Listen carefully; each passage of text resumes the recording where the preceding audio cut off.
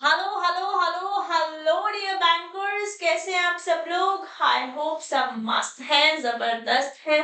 हम पढ़ रहे हैं आपके पेपर नंबर 2 को फॉर योर जेएआईबी एग्जामिनेशन पीपीबी की समरी सीरीज कर रहे हैं, जहां यूनिट 33 करने वाले हैं। लास्ट सेशन में हमने एलसी के बारे में बातें करी थी। One of the smallest topics and the easiest topic. आधे से एक नंबर का क्वेश्चन आप एक्सपेक्ट कर सकते हैं अपने एग्जाम में। अगर आपको बैंक गारंटी और in general contract of guarantee समझ आया है, then it is going to be a लट्टू। बहुत आसान टॉपिक है। चलिए नेक्स्ट लेस देन 10 मिनट्स में इसे कंप्लीट करते हैं। That is deferred payment guarantee. Guarantee तो आप समझ गए। डेफर्ड पेमेंट मतलब जब भी आप कैपिटल नेचर के गुड्स खरीदते हैं, जैसे मान लेते हैं आपने कोई लैंड लिया, कोई मशीनरी ली, जहाँ lakhs and crore of rupees जाते हैं, वहां पे पेमेंट वन शॉट में नहीं होती है। और आप बैलेंस शीट का कंसेप्ट समझते हैं, तो लायबिलिटीज और असेट्स को मैच होना होता है। तो क्या होता है, जब भी कैपिटल नेचर के गुड्स लिए जाते हैं जो कि फिक्स असेट में आते हैं, बैलेंस शीट में असेट फिक्स असेट के नीचे आते हैं, वहां पेमेंट डिफर होके जाती है।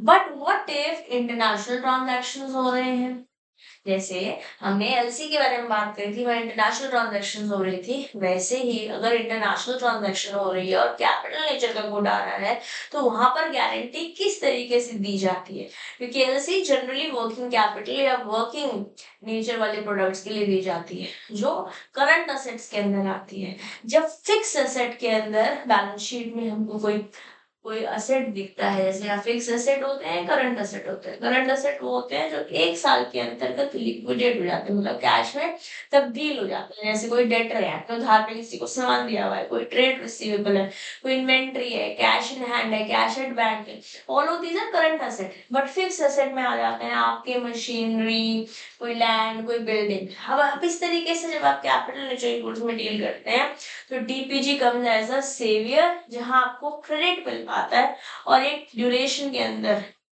ठीक है, जैसे 5 इयर्स 7 इयर्स के अंतर्गत आप पेमेंट कर सकते हैं। बट जो भी टर्म्स एंड कंडीशन है इस डीपीजी के अंदर मेंशन करी होगी। यहाँ भी जैसे गारंटर बैंक बना था बैंक गारंटी में, यहाँ भी बैंक ही बन रहा है। आइए देखते हैं किस तरीके से काम करता है।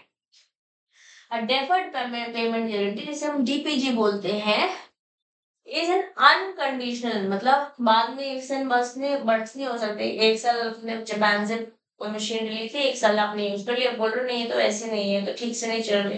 No, it is irrevocable. Change नहीं कर सकते unless the beneficiary gives her his or her concurrence. Okay, irrevocable guarantee given by the bank to the seller or the beneficiary or the exporter that on his supplying the goods, एक भाई आपने सामान खरीदे लिया, to the buyer or the importer who is the bank's customer, ये importer और buyer तो bank का customer होगा, तभी गारंटी दे रहा है बैंक। ऑन इंस्टॉलमेंट मतलब जो भी टर्म्स एंड कंडीशन है यहाँ बता रखी होगी, और instalment basis the bank would ensure, bank guarantee ले रहा है, श्योरिटी की तरह एक्ट कर रहा है कि ड्यू डेट्स पे पेमेंट आ जाएगी। अब एक क्वेश्चन बनता है, आपके मैकमिलन में दिया हुआ है, कुछ मॉक टेस्ट पेपर जब आप लगाएंगे तो वहां भी देखेंगे कि थोड़े समय तक दे दी पेमेंट, फिर नहीं दी, तो इसको हम डिफॉल्ट नहीं मानेंगे। अरे भाई, जहां पे भी सिंगल पेमेंट डिफॉल्ट है, वो डिफॉल्ट ही है, वो डिफॉल्ट ही है। ओके, तो इस तरीके से कुछ काम करता है डीपीजी। जैसे मान लेते हैं एक्स कंपनी है, ठीक है, और एक वाई लिमिटेड है।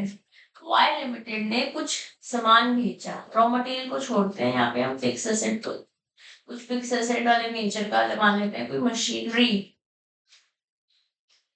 बेची, ठीक है, और बोला इसको कि भैया एक फाइनेंशियल सिक्योरिटी दो। इन जनरल बेची जाती है, बट जब भी मैं फाइनेंस फिक्स एसेट के बारे में बात कर रही हूँ, जब भी मैं फिक्स एसेट के बारे में बात कर रही हूँ, तो वहां पर पेमेंट इंस्टॉलमेंट में generally in form of DPG जाती है।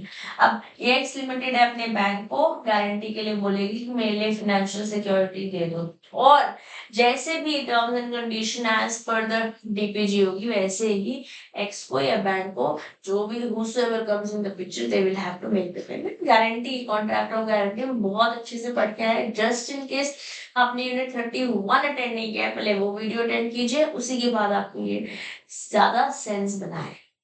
ठीक है, बस डीपीजी बहुत बहुत सिंपल है।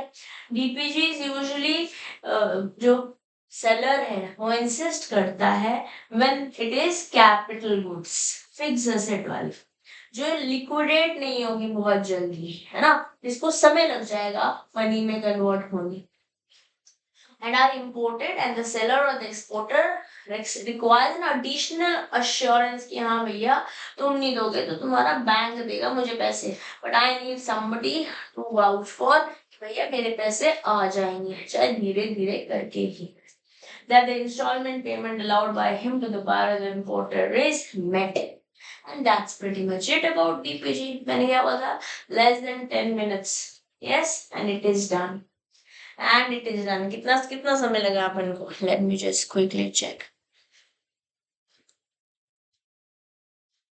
6 minutes. 6 minutes and we are done. इतना ही सिंपल है डीपीजी में। इसके कुछ क्वेश्चन जब आपके साथ में एमसीक्यूज प्रैक्टिस करूंगी वहां मैं कराऊंगी, बट मैं साथ साथ कोशिश करती हूँ कि कंसेप्ट के साथ जो मैथमेटिक्स में एटलीस्ट क्वेश्चन हम आपको बताती चली जाए। ठीक है जी, बाकी मिलते हैं आपसे। This is your friend and your teacher C Pratiksha, signing off for today. Now I'll take a leave. Bye bye.